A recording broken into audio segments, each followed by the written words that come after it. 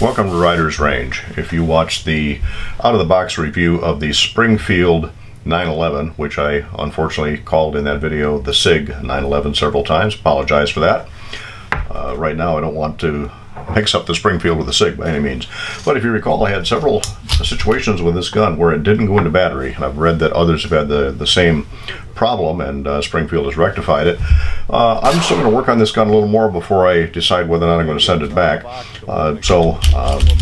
Today we're going to take it apart, just do a real quick lube on it. I'm going to run some action-proving or dummy rounds through this gun just to see how well it works indoors, and if I can get those to work okay here manually, then we'll take it back out to the range and try some live ones. So first of all, make sure that this gun is completely empty, no magazine in it, and a quick takedown. There we go. Okay, frames out, slides out, recoil assembly out, and barrel out. Now this is not typical of your 1911. Again, this is not even it's not even a 1911 almost. It's at best a wannabe. A regular 1911, of course, has a barrel link in it instead of just a slot like this, and a 1911 barrel, of course, comes out the front. This is more like your polymer frame style, comes out the back of the slide instead of or top of the bottom of the slide actually instead of the back. Excuse me, instead of the front. All right, it's apart. It's still wet from the last time I took this apart. I'm going to put a few drops on the of a Militech one on the rails, and I'm going to put some on the slide underneath. And one thing I noticed about this gun when I took it apart last time is that the inside, I don't know if we can get a good view on this or not, we'll give it a try, but on the inside of the slide of the breech, it doesn't show it really well in here, but it's a little bit rough right inside there. Not as smooth as a number of the other guns that I've got, particularly the light ones. So could the cartridge case be hanging up on that a little bit? Yeah. Second thing is, I noticed the extractor tension on this is again stronger, much stronger than on anything else I've got with an external extractor. And this is the only micro gun with the external extractor. The SIG 238, 938, the Kimber Micro and Micro 380 and Micro 9s all have internal extractors, as does the original Colt design. But for some reason Springfield did an external on this one. And I'm thinking that maybe the spring under here may be stronger than normal, or maybe the extractor face in here may not be cut quite right for the cartridges, or as a fourth problem, maybe there's friction between the extractor and the slide itself. So we're going to put a couple drops of oil on that, try to work it in a little bit, and see if I can get any of these to make it work. So just by bouncing up and down on the back side of the extractor, might work a little bit of that oil in, and we'll put it back together and take it out to the range and see if this thing's going to work. So barrel is lubed in the link around the barrel hood. Put the guide rod back in. Now this one can be a little tricky since it's not a captured guide rod. You've got to make sure the rod goes into the hole in the front, and it doesn't always want to cooperate in getting into that hole.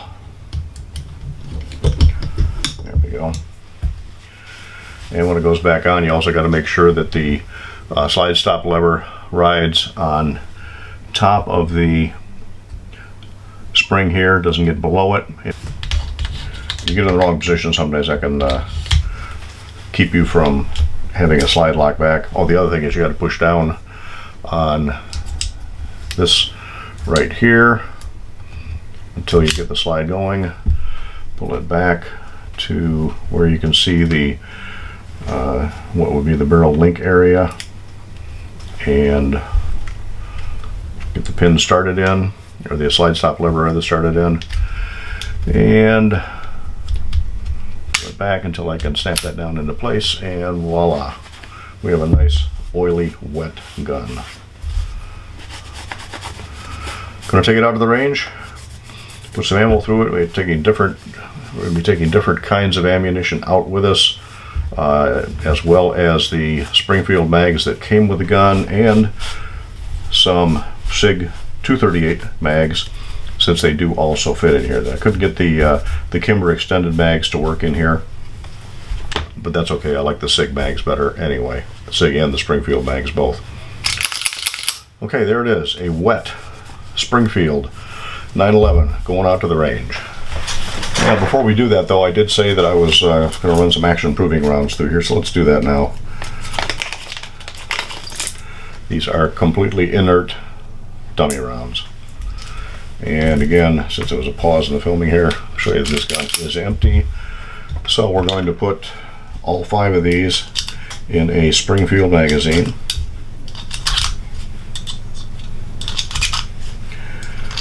And we're going to see if it's going to work. Okay, it chambered the first one, no problem. Safety on. Pull it back, it extracts. And if I let it go slowly, it went almost all the way forward, just a slight nudge to chamber that round. Second one came out, we'll let it snap forward this time. And it is all the way forward. Extract it, we're going to let it go slow again. And again, just a slight nudge to chamber that. Let it snap forward. And that's all 5 of them. Alright, it chambered those okay. We'll see how it does with live ammunition.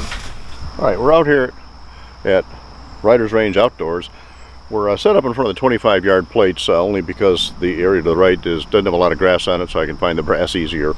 We have the Springfield 911 380 with us again. You saw it get a nice oil bath, and we're going to try to make it work. Now, one thing I want to point out in this gun, it's unlike a 1911 in that you can, with the safety on, work the slide if the hammer's back. However, if the hammer's down and the safety is up, you can't work the slide. Now, the safety doesn't lock the slide like it does on a 1911, it just locks the action. So if the hammer's down, you got to pull the safety down to run the slide, but then you can put the safety on. We're going to start out with PMC ammo. It seemed to like that the other day, and let's see how the Springfield 911 works on Riders Range.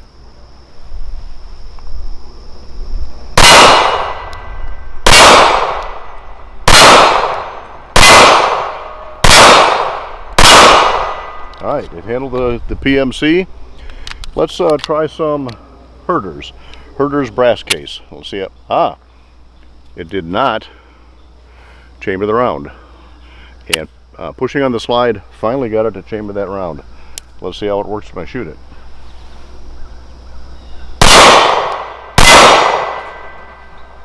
Okay, safety's back on, gun's pointed down range.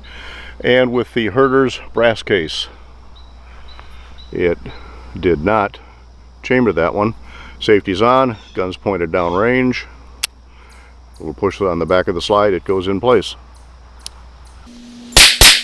And it fired the rest of those. Alright, magazines are coming out a little wet.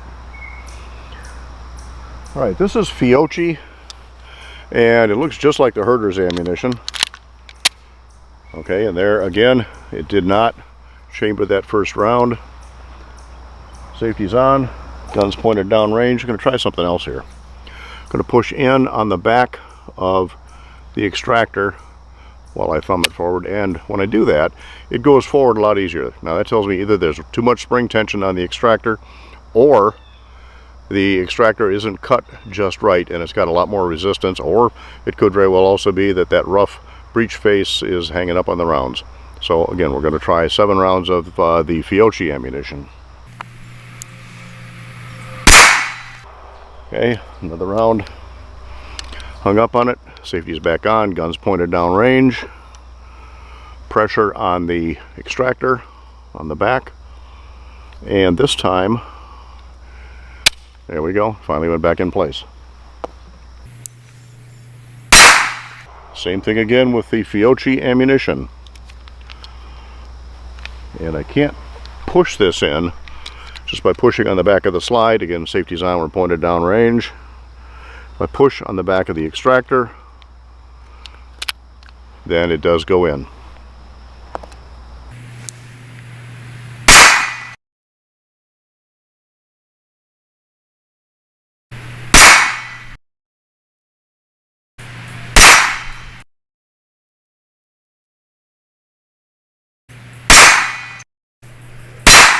All right, I've got some Federal American Eagle. This looks again just like the PMC. Let's see if this works, since the PMC seemed to work okay.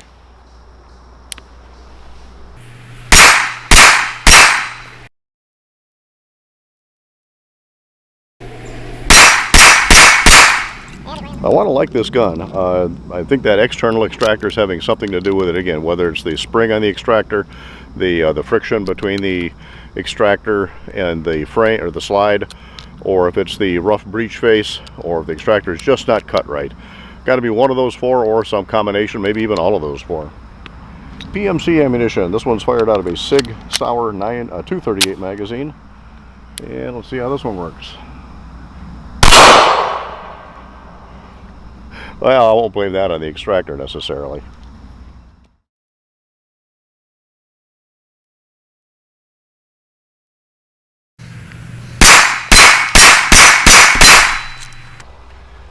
Alright, the PMC seems to work okay. Did have a couple of minor problems with it. We'll go do one more magazine of PMC. And that time it did chamber when I ran the slide forward.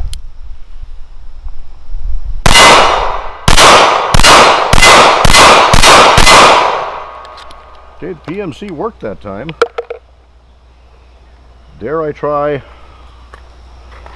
another magazine of the Herders? And let's put this out of the Springfield magazine again, just to see how it works out. All right, this is the Herders brass case.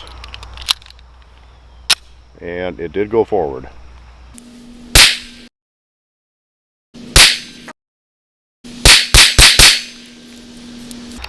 Okay, it's going forward now just by pushing on the back of the extractor without having to push on the back of the slide. But I think I'm going to stick with the PMC, try to work it out with that. Once I get 200 rounds through it, we'll see if it's going to run flawless after 200 rounds. Maybe it's a keeper as it is. If not, it's going back to Springfield. We'll see what they say. Okay, magazine in, safety on, and slide forward, no problems. Pmc Ammunition.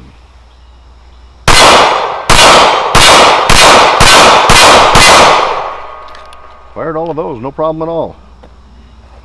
One more mag just for good measure. Safety's on, magazine in, gun pointed safe down range, and it chambered okay. PMC.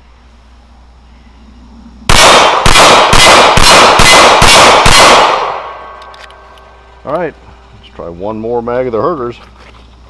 It's just going to be fun picking up all this brass, because it's not all going in the dirt area to the right of where we're standing. It's not ejecting all in the exact same place. I've had some guns that'll drop them all in a bucket. Not the case with this little Springfield 911. Right, magazine full of Herders. Again, we're using the Springfield magazine. Safety is on, gun down range. And it chambered a little slow, still had to help it in just a little bit.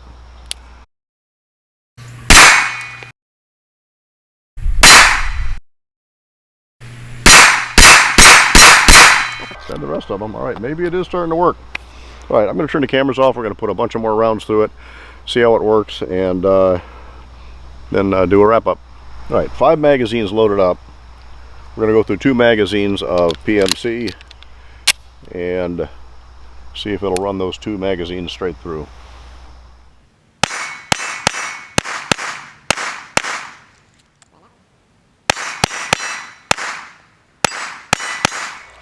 Those worked okay. This magazine, the first 2 are PMC, which are chambered just fine. After that, they're Herders.